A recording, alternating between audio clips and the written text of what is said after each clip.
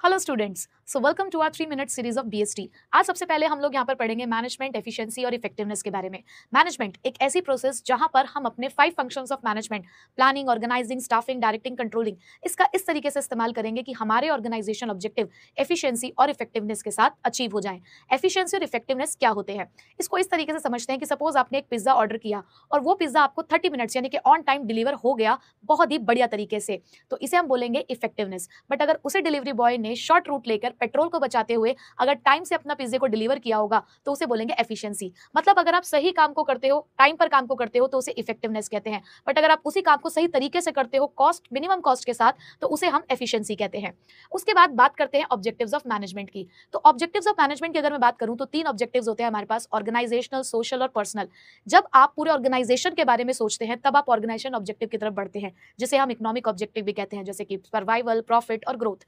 Survival का मतलब होता है कि कम से कम इतना पैसा कमा लो कि हमने जितना पैसा खर्च किया है उतने हमारी जेब में आ जाए। बट सिर्फ सर्वाइवल से कहीं काम चलने वाला है, तो हमें चाहिए प्रॉफिट फॉर द ग्रोथ। और ग्रोथ का मतलब होता है कि जहां पर आपके सेल्स टारगेट्स बढ़ते जा रहे हो, सेल्स टर्नओवर बढ़ रही हो, नंबर ऑफ कस्टमर्स बढ़ रहे हो, नंबर ऑफ प्रोडक्ट्स बढ़ रहे हो। जब हम सोशल ऑब्जेक्टिव के बारे में बात करते हैं तो हम सोसाइटी के बारे में बात करेंगे, उनके लिए काम करेंगे, जैसे कि उनको गुड क्वालिटी प्रोडक्ट देंगे at the reasonable cost, employment opportunities generate करेंगे, फाइनेंशियल सपोर्ट देंगे।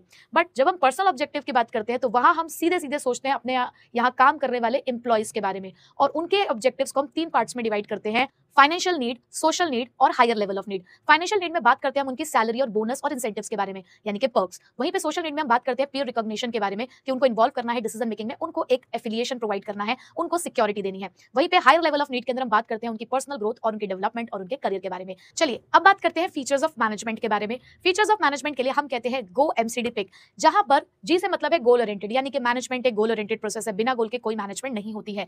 एम मतलब मल्टी डायमेंशनल मैनेजमेंट के बहुत सारे रूप हैं। यहाँ पर हम मैनेजमेंट ऑफ वर्क यानी कि काम डिसाइड करते हैं, मैनेजमेंट ऑफ पीपल यानी कि लोगों को मैनेज करते हैं, मैनेजमेंट ऑफ ऑपरेशन यानी कि यहाँ पर इनपुट और आउटपुट को कन्वर्ट किया जाता है with the help of some technological process. उसके बाद बात करते हैं सी से कंटीन्यूअस प्रोसेस की। मैनेजमेंट की प्रोसेस कभी खत्म नहीं होती, सारे मैनेजर्स मिलकर कंटिन्यूअसली साइमल्टेनियसली इन सभी फंक्शंस को परफॉर्म करते रहते हैं।